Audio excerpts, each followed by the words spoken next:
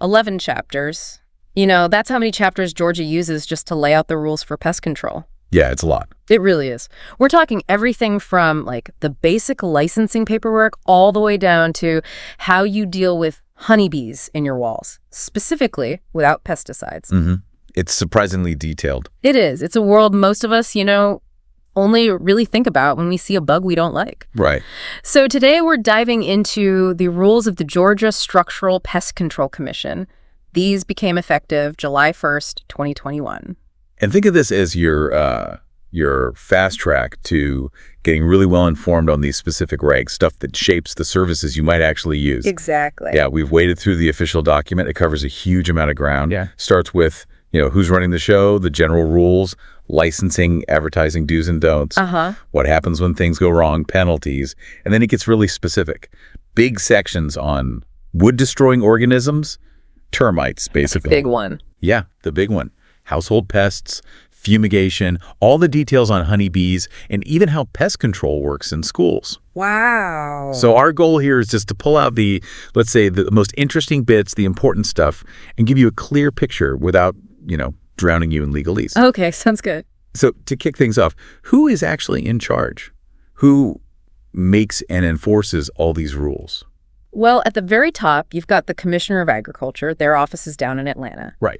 But the day-to-day, the real shaping and oversight of these specific rules, that falls to the Georgia Structural Pest Control Commission itself. And who sits on that commission? I imagine you need a mix of people, right? You do, yeah. It's designed that way. Yeah. There's 7 members total. Okay. You've got the head of entomology from UGA, or someone they pick. Yep. You've got the Commissioner of Agriculture, or their person, and the Commissioner of Public Health, or their rep. So science, agriculture, public health, check. Right. Then, and this is key, you have 3 Georgia residents who are actually in the pest control business, certified operators. Industry voices. Exactly. And finally, 1 member who's known for representing consumer interests, but importantly, has no connection to the pest control industry. So that's quite a balance they've aimed for. You've got the regulators, the scientists, the industry folks, and someone looking out for the customer. Seems like a solid setup to make rules that are, practical but also protective. Mm-hmm. That seems to be the idea. And who appoints those last 4? The industry and consumer reps. Those are all appointed by the Commissioner of Agriculture. Got it. Okay, so we know who's in charge. Now, these official documents, they're always packed with specific terms, right? Aye. Jargon. What are some key definitions we need to wrap our heads around? That's a really good point. Getting the language right is essential. Take structural pest control itself. Okay. It's defined super broadly. It's not just, spraying for ants. It covers controlling common household pests, dealing with wood-destroying organisms like termites and beetles, Right. doing inspections for them, applying treatments, and even fumigation, fumigating buildings, but also things like railroad cars, ships, airplanes. Wow, okay. That's way broader than I thought. What about the people doing the work? Are there different levels, like qualifications? Yes, definitely. The rules make a clear distinction between a certified operator and a registered employee. Okay, what's the difference? So a certified operator is someone who's proven they know how to use or supervise the use of pesticides, including the restricted use ones, in specific pest control categories. Gotcha. The expert supervisor. Pretty much. A registered employee works for a licensed company and does pest control tasks, but they haven't necessarily gone through that whole certification process themselves. They work under supervision. Okay, that makes sense. Now, termites. You mentioned them, and I know that's a huge worry for homeowners here in Georgia. Yeah. How do the rules define an active problem? Yeah, termites are a big focus. An active infestation of termites is basically any termite presence that could cause ongoing damage. Simple as that. But they also define conditions conducive to infestation. These are things that make a building, more attractive to termites. Like what? Like having wood scraps or other cellulose stuff under or around the building. Any untreated wood touching the soil, that's a classic one. And poor ventilation in crawl spaces. They actually point to the International Residential Building Code for the ventilation standards. Oh, interesting. So it's not just seeing termites, it's also spotting these warning signs. Exactly. Certain conditions are red flags in themselves. Good to know. Okay, what about other terms? Bait and baiting system seems straightforward, but what's a non-repellent pesticide? That sounds kind of counterintuitive. It does a bit, yeah. But it's actually pretty clever. Unlike older pesticides that might just create a barrier pests avoid, Right.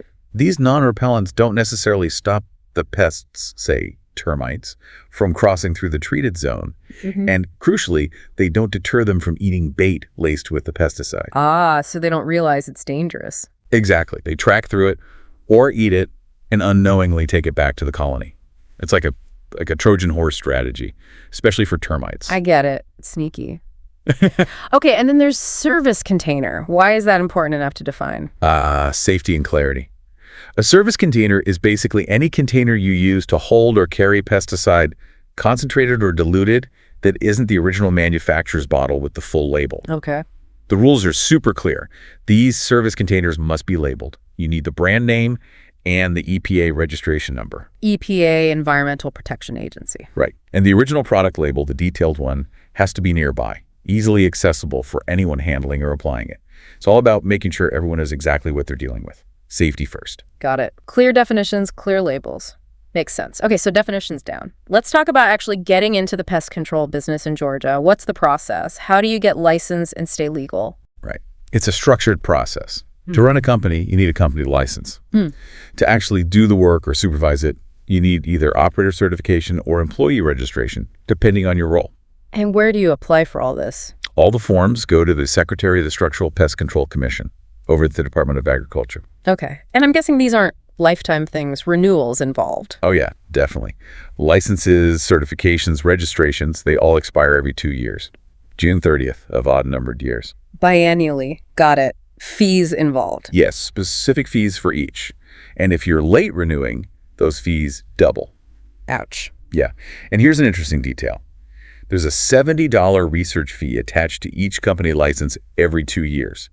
When those fees build up to $90,000, the secretary sends that chunk over to the UGA entomology department for research. Huh. So the industry is directly funding relevant research. That's pretty cool. It is, yeah, a direct link.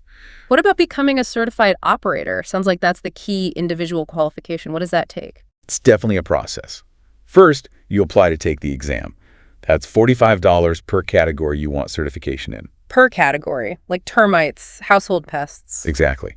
WDO, household pest control, fumigation are the main ones. Wow. If you don't pass a section, you can retake it, but it's another $45 each time. Okay. And if you fail the same section twice, you have to wait a whole year before you can try again. A full year. Wow, that's a significant wait. What do you need just to be allowed to sit for the exam? Experience, education. Both can play a role. You need to show proof of qualifications. Generally, that means 2 years of actual work experience in the specific category you're aiming for. Okay. And at least one of those years needs to be recent within the last 5 years. Right. Alternatively, if you have a relevant degree, think entomology, public health engineering, something like that from an accredited university, you need 1 year of recent experience supervised properly. So education can reduce the experience requirement. Correct. And one more thing for fumigation applicants, you need to provide a list of at least 6 fumigation jobs you actively participated in. They want proof of hands-on involvement there. Makes sense for something like fumigation. What score do you need to pass these exams? 70%. You need at least 70% on the general knowledge part and on each category-specific section you take. And are these Georgia standards or? They're based on federal regs, actually. Title 40 of the Code of Federal Regulations. Okay, so federal guidelines underpinning state certification. Once you pass, are you good to go immediately? Almost. You have a 90-day window after passing the exam to finish all the other certification requirements, paperwork, fees, etc. If you miss that window, you have to retake the exam. Ah, okay. Keep the momentum going. Right. And super important, the company license needs to be displayed prominently in the office. And the certified operator or registered employee, they have to carry their certification or registration card at all times when they're out soliciting or doing pest control work. Visibility and proof. Always have your credentials. Makes sense. Now, a company isn't just one person. What about the roles? Licensee, designated certified operator, employee. What are their specific responsibilities? Good question. The licensee that's the company has to officially designate a certified operator for each category of pest control they offer. This person is the designated certified operator. The point person for quality. Essentially, yes. They need to actively participate in and provide adequate supervision for all the pest control work done out of each office or sub-office. Okay. And what does that supervision entail? It means ensuring all employees are trained properly, reviewing key documents for accuracy, things like those waivers for treatment standards we might talk about later, or wood infestation reports, checking pesticide application records, making sure pesticides are used, stored, and disposed of correctly. They're really the crucial link for compliance and quality control. Right. A lot rides on that designated certified operator. Can one person wear that hat for multiple companies? Generally, no. One designated certified operator per company. Okay. However, there's an emergency exception. If a company suddenly loses their designated certified operator, they can temporarily get one from another company. Oh. Yeah, for up to 90 days. The commission has to be notified immediately, of course.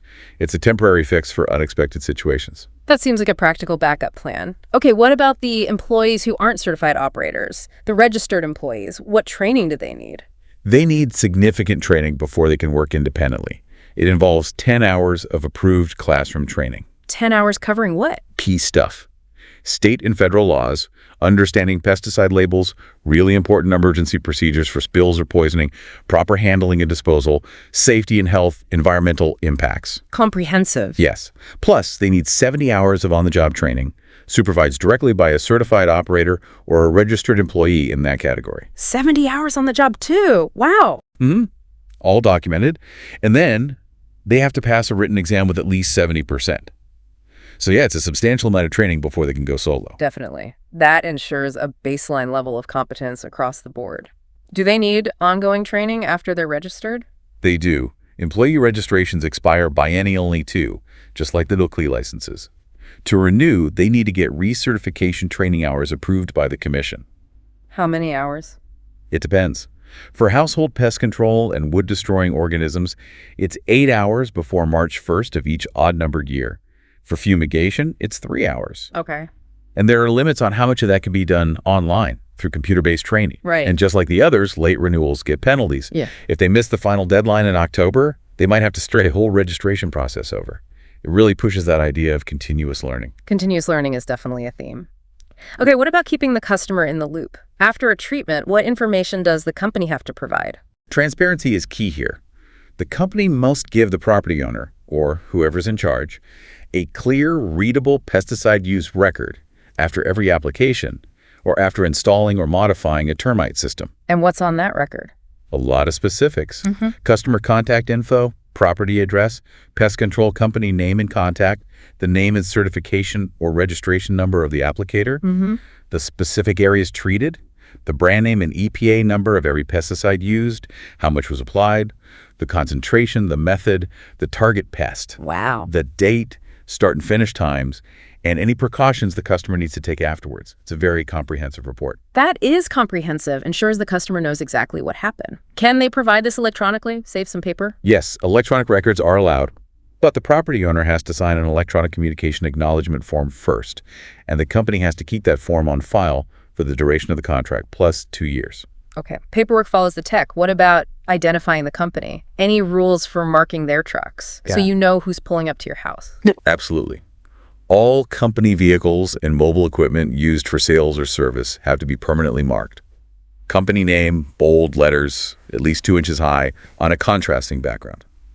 So no plain white vans. Pretty much. Yeah. Even if an employee uses their personal vehicle for company business, it has to display the same info, either permanently fixed outside or shown prominently inside. Accountability and public safety, right? Makes total sense.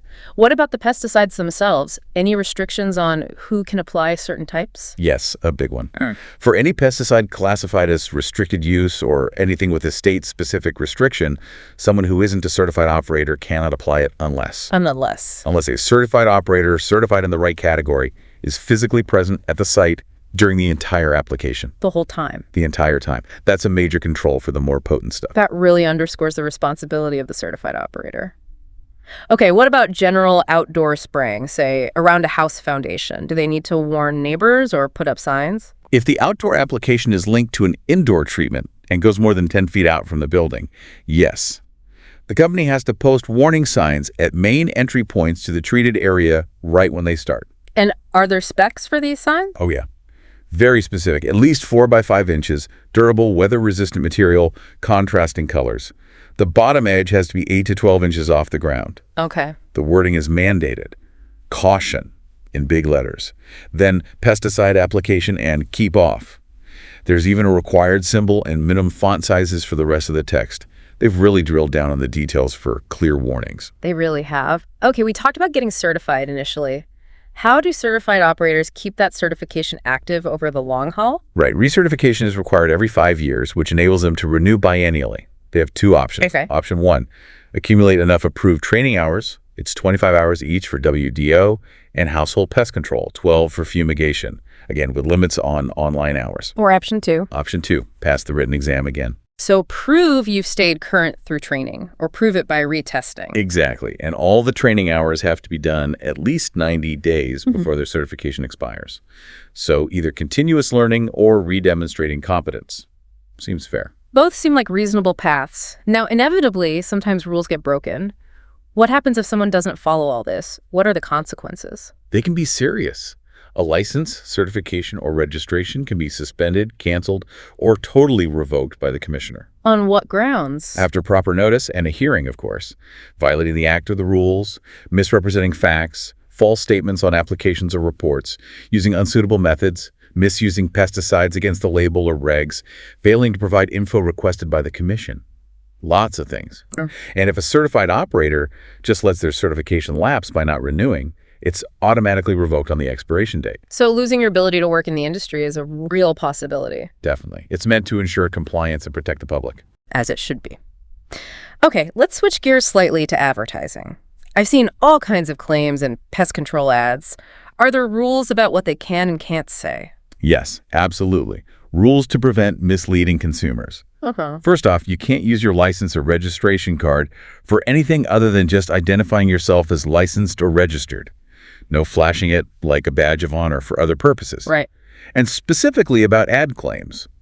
No company can state or imply that their inspections or permits are required, authorized, endorsed, or approved by the commission or any other government agency. So no saying state approved or anything like that. Exactly. No implying official endorsements that don't exist. It's about consumer trust. Makes sense.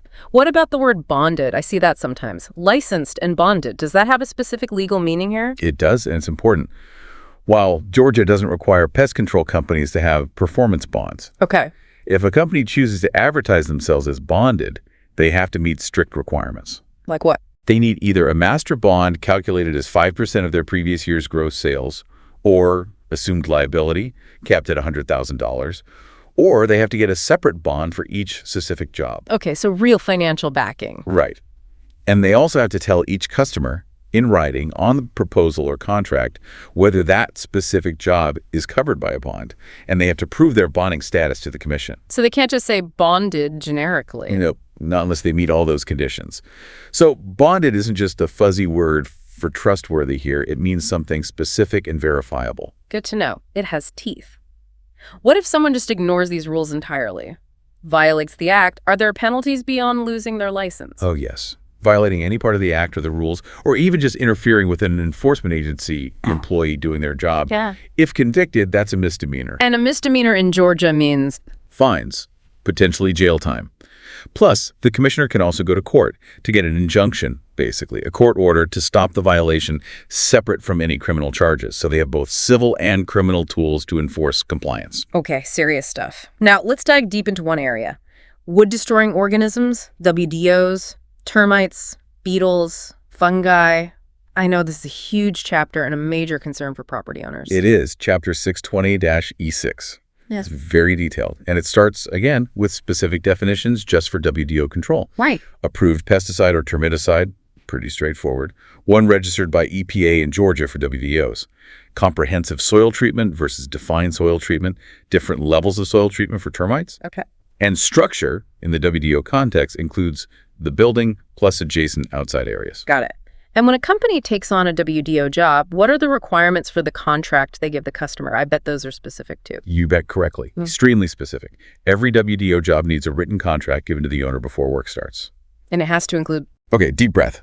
It needs the type of minimum adequate control measure being used, the effective date and total period covered, a reasonably detailed diagram showing any visible active or previous WDO infestations, A diagram, okay. the total price, including any estimated repair costs, the exact terms of any guarantee or warranty, and this is crucial, stating clearly if it covers only retreatment or if it includes repairing future damage. Ah, the retreatment versus repair distinction. Yes, and there are specific bold print statements required on the first page depending on that coverage. It also needs bond information if the company's bonded, renewal conditions, fee, how long the fee is fixed, reinspection intervals, any limits on liability due to later structural mods. For residential properties, 1 or 2 units, they can't limit the area treated. It's a lot, all aimed at clarity and protecting the homeowner. That is a ton of required information, and signatures needed before work starts. Absolutely. Owner or agent signs first, and the contract has to clearly state the owner's 3-day right to cancel under the Fair Business Practices Act. Standard consumer protection. Right.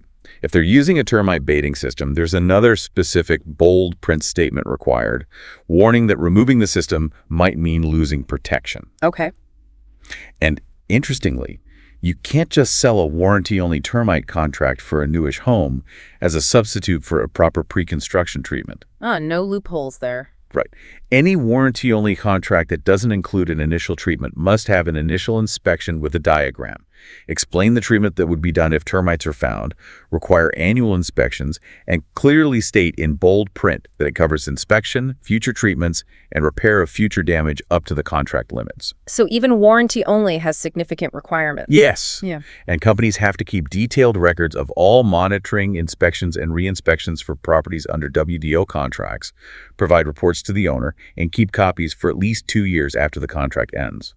Documentation is absolutely vital here. It really sounds like it.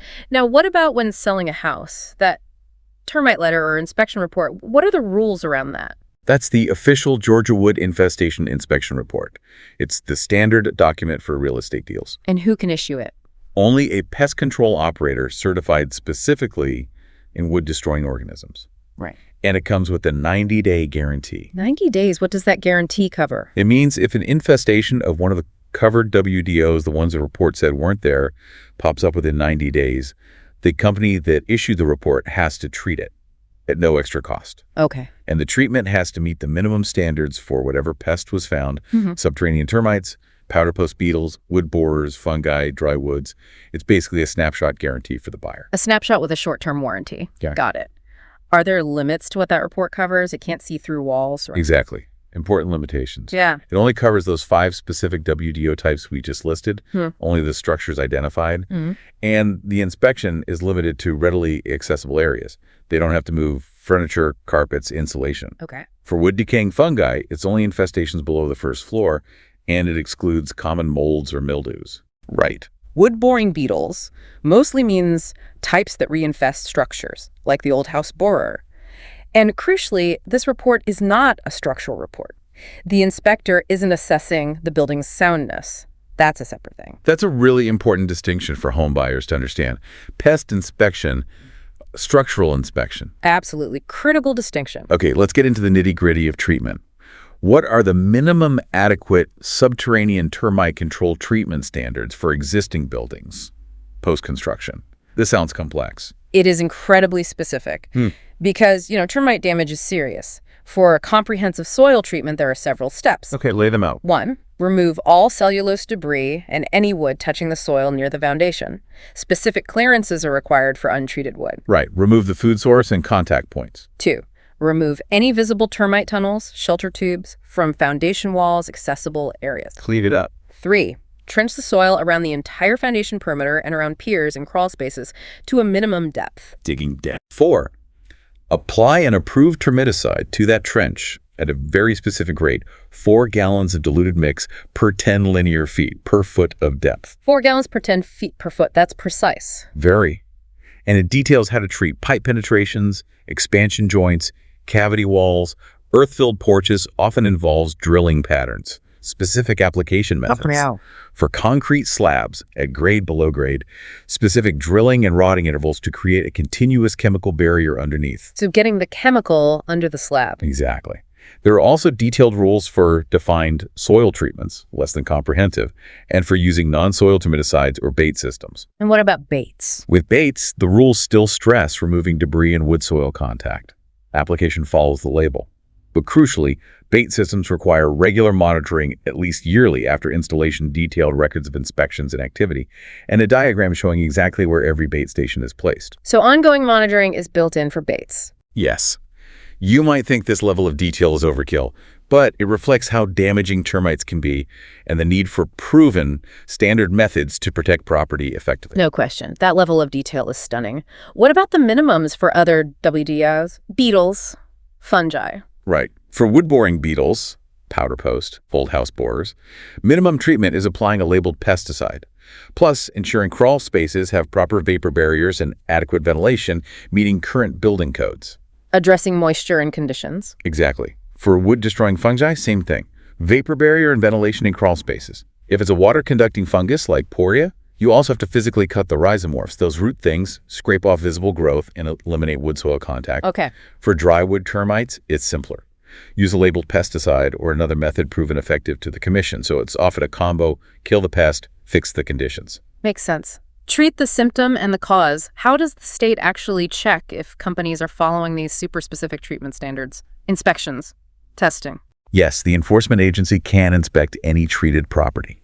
They can take samples, soil samples, usually to test if the treatment meets the minimum standards. How do they take soil samples? Again, very specific rules. A set number of core samples per linear foot of treated soil, specific depth, specific distance from the foundation. These cores are combined into one composite sample for lab analysis. Okay. And here's the kicker. If within 6 months of a soil treatment, that lab test shows less than 1 part per million of termiticide residue per 0.01% applied concentration, the whole structure is deemed inadequately treated. The company has to retreat it free of charge within 30 days of notification. Wow. A clear, objective pass-fail based on chemical levels. Pretty much. It provides a scientific basis for judging treatment effectiveness shortly after application. Okay. What about record keeping for all these WDO jobs? What do companies have to keep on file? Designated certified operators have to maintain detailed monthly records of all completed WDO jobs. What's included? Every official inspection report issued, every new contract based on a prior treatment. For each job, owner name, property address, type of WDO treated, type of structure, date of treatment, and critically, a clear explanation of any deviations from minimum standards, backed up by an official waiver form signed by the owner acknowledging the deviation. Ah, the waiver form. Yes. These records stay in the main office for at least 2 years, available for inspection, accountability through documentation again. Absolutely. So what happens if that enforcement agency inspection finds a treatment didn't meet the standards and there's no waiver? How does correction work? If they find deviations not covered by a proper waiver, they issue an inspection and WDO corrective action report to the operator. Okay. The company then has 30 days to return that report, confirming they've fixed all the deviations. So fix it and report back. Right. And the agency can also require a company to retreat a structure if, within 5 years of the initial soil treatment, or 2 years after a longer contract ends, they find the initial job didn't meet the standards in place at that time. So they can look back several years. Yes. Similar rules apply for correcting issues with non-soil or bait treatments, though corrections there are usually focused on debris, wood contact, removing tunnels. Got it. And here's a big one. If a structure under contract has 3 or more separate active subterranean termite infestations within a 5-year period, a complete retreatment of the whole structure to current standards is required. 3 strikes and you retreat the whole thing. Basically, yes. It emphasizes the ongoing responsibility for effective, long-lasting control. Definitely a strong focus on meeting standards and fixing problems. Okay, let's shift again. General household pests and fumigation. What do the rules say there? Right. Chapter 627 covers household pest control. That's using non-fumigant pesticides for common critters. Ants, roaches, rodents, ticks, things that typically get inside. But not bigger animals. Right. Excludes most mammals, except commensal rodents, mice, rats, and squirrels. Okay. General requirements. Pretty straightforward. Use only EPA and Georgia-registered pesticides. Always follow the label directions. And provide a written contract with that 3-day cancellation right. Fairly basic stuff for common pests. Seems reasonable. Now, fumigation. That sounds way more intense. I assume the rules are much stricter. Oh, absolutely. Fumigation, Chapter 620-8, has its own very detailed specific regs. Understandably so. How do they define fumigant? It's a substance that releases a gas or vapor to kill pests in structural pest control. Importantly, it excludes aerosols, fogs, smokes, mists. It's about the gas itself. Okay. Fumigation is the process. Applying that fumigant in an enclosed space for a specific time and a specific concentration. They also define enclosed space, fumigation operation, the certified operator in charge, and spot fumigation. Lots of definitions because of the risks involved. Makes sense. Given those risks, I bet there are strict notification rules before they can even start. You bet. For fumigating any residential or commercial building or anything people might inhabit, the company has to notify the enforcement agency at least 48 hours beforehand, and the local fire and police departments at least 3 hours prior. 48 hours for the state, 3 for local emergency services. Correct. And the notification needs details. Exact location, type of structure, the specific fumigant, date, time of release, approximate duration, and the name and contact info for the operator in charge. Critical for safety and emergency readiness. Absolutely critical. What about the crew doing the fumigation? Minimum number of people for safety.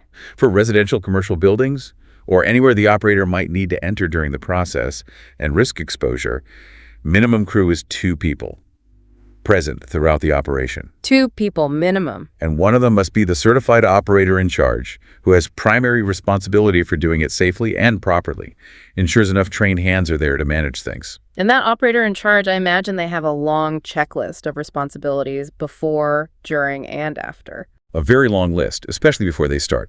They have to give written warning to an occupant or post it conspicuously on all entrances, if unoccupied, at least 3 hours prior. Okay. They must personally supervise all preparations. This includes posting specific danger signs on all ground-level entrances. Danger signs, what do they say? Very specific wording and format. Danger and deadly poison in big red and black letters. Name of the fumigant, the company's name, address, phone, and the operator in charge's name and phone. Unmistakable warnings. Right. Then, a final thorough inspection immediately before releasing the gas. Confirm. No people, no pets inside. All open flames, pilot lights extinguished, all access points locked and secured, food maids removed or properly sealed, all fumigation personnel safely outside, and a capable watchman or guard present who stays until it's declared safe to re-enter. Wow. That's a meticulous pre-flight check. It has to be. They're also responsible for ensuring any uncertified employee doing spot fumigation under their supervision follows all safety and application procedures to the letter. It's a huge responsibility. Sounds like it. Extremely controlled process. Are there any exceptions? Situations where they don't need the 48-hour notice or the watchman? Yes, a few specific ones where the risk profile is different. Things like fumigating aircraft, rail cars, cargo tanks, trucks, other transport vehicles, and specialized fumigation chambers or vaults built just for that purpose. In those cases, the immediate risk to the general public is considered lower or more contained than fumigating a building people live or work in. Logical exceptions. What if the fumigation doesn't quite work? The pests come back during the contract period. Do they just do a little touch-up spray? Nope. If the targeted pest reinfests during the contract term, the company can't just do a localized liquid spot treatment. What do they have to do? The rules require them to refumigate the entire structure again, at no extra cost to the owner. Refumigate the whole thing? Yes. The logic is, if the first full fumigation didn't get them all, a spot treatment probably won't either. A recurrence likely needs the same full-scale approach. Makes sense. You can't patch up a fumigation job. Okay, moving to a different kind of critter. Honeybees. There's a whole chapter just on controlling and removing them from structures, right? Yes, chapter 620-9. And the key phrase is, control and removal of honeybees from structures, specifically without pesticides. Without pesticides. It defines honeybee control and removal and the certified honeybee control and removal operator, and it's crystal clear. Using any pesticide to control or kill honeybees. That falls under household pest control rules and requires that specific license. So this chapter is strictly non-chemical removal. Exactly. And it only applies to honeybees. If you're dealing with wasps, hornets, yellow jackets, it's still general household pest control. Very clear distinction. Got it. Honeybee removal specialists are different. What about the contract for honeybee removal? Like other pest control, you need a written contract with a 3-day cancellation right. It has to describe the full scope of work and state the removal method used. Okay. And if they use a trap-out method, basically letting bees leave but not get back in, hoping they abandon the hive, the contract needs a specific, conspicuous statement warning the owner that the honeycomb, honey, brood, all that hive material It stays inside the structure. Ah, potential problems down the line. Could be. Leftover stuff can attract other pests like wax moths or rodents or cause issues with melting honey, odors. The owner needs to know that's the trade-off with a trap out. Right. What about other methods, like physically cutting the hive out? For cutouts or removing open-air hives attached to structures, the rules require removing not just the live bees, but all the comb, honey, brood, and debris. And you have to seal up all the entry points the bees were using to prevent reinfestation in the same spot. Well, it's usually much more involved than just evicting the bees. definitely more involved. Got to get the whole nest structure out. What kind of license do you need for this specialized honeybee removal? You need two things.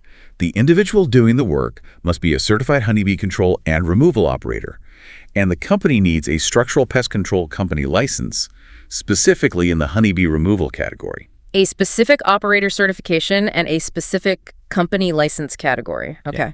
How do you become a certified honeybee removal operator? There's a process. Application first, of course. Then, at least 8 hours of commission-approved classroom training specifically on honeybee removal. What's covered in the training? Relevant laws, identifying honeybees versus other stingers, different removal techniques including the risks of trap-outs, the difference between eradication and relocation, and safety precautions for handling bees and hives. Seems thorough. Anything else? Yes.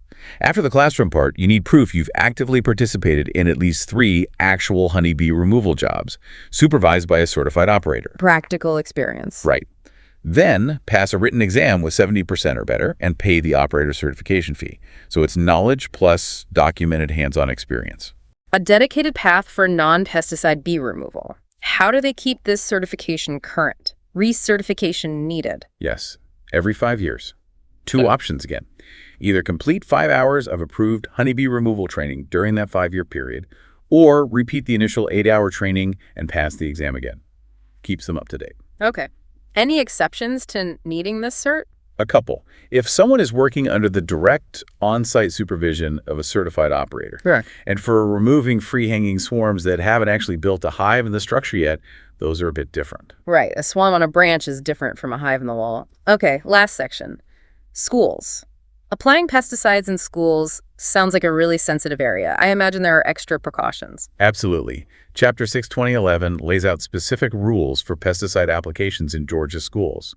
The main goal is minimizing potential exposure for children and students. Makes sense. What are the general rules? Generally, any application inside a room or area of a school can only happen when kids aren't expected to be there for at least 3 hours after the application is done. 3 hours minimum clear time. Yes, or longer if the pesticide label itself specifies a longer re-entry interval. Are there exceptions for less risky products? Yes, for some lower risk things. Baits in camper-resistant containers that kids can't get into. Also botanical insecticides, insect growth regulators, IGRs, and insecticidal soaps. What's the rule for those? Those can generally be applied anytime, as long as children aren't in the immediate area during the application. If it's an open room, they need to secure a 10-foot radius around the application site during and right after. Okay, special rules for low-risk options. What about spraying outdoors? Playgrounds, athletic fields? Specific rules there, too. Kids shouldn't be within 20 feet of the application area during the treatment. 20-foot buffer zone. Right. And the treated area has to be clearly marked with signs or something to keep kids out during and after. If the area isn't fenced, there's a minimum 3-hour re-entry interval after application, unless the label says longer. Same exceptions apply outdoors for baits and botanicals. Yes. Baits in secure containers, botanicals, IGRs, soaps can generally be applied outdoors anytime kids aren't right there. Any other school-specific rules? Yes. Mixing and diluting pesticides has to happen outside of any areas occupied by children. Further minimizes exposure risk. And all pest control at schools has to align with the school's own written pest management policy, if they have one. It really prioritizes child safety in that environment. It definitely sounds like the rules are carefully crafted to put kids' safety first in schools. That's a great way to put it. And it wraps up what is really a remarkably comprehensive set of regulations we've walked through. It really is. We've hit everything from getting licensed and understanding the key terms, all the way to the nitty-gritty details for termites, household pests, fumigation, the special case of honeybees, and these careful rules for schools. It really shows the complexity involved in trying to ensure pest control is both effective and safe for health and property. It's been eye-opening, honestly. Who knew the rule book for keeping bugs away in Georgia was so incredibly detailed and, well, specific? For me, maybe the biggest aha moment was just how granular those termite treatment requirements are, down to the gallons per linear foot, how to take soil samples. It really drives home how serious termite damage is and how much effort goes into making sure those treatments are done right and are verifiable. Absolutely. And for you listening, hopefully this deep dive shows that there is a strong, detailed system in place overseeing pest control here. Yeah. Whether you're a homeowner facing ants, thinking about termite protection, or just curious how these services work. Right. Knowing a bit about these rules can help you ask better questions, make smarter choices when hiring someone, and understand what you should reasonably expect from a licensed professional. Definitely empowers you as a consumer. And like we said, this is really just scratching the surface in many ways. If you're dealing with a specific pest issue, or maybe you work in the industry here, digging into the full rules of the Georgia Structural Pest Control Commission document itself would be, well, enlightening, I'm sure. It certainly makes you appreciate the balancing act involved. It does. So a question maybe for you to ponder. What are your thoughts on this level of detail? Does it feel like the right balance between effective pest control and protecting people and the environment? That's a great question to leave folks with, because ultimately these rules, complex as they are really about safeguarding our homes, our workplaces, our schools, basically protecting property and public health in an industry that touches almost everyone's life at some point. Gives you a lot to think about, that hidden world of pest control.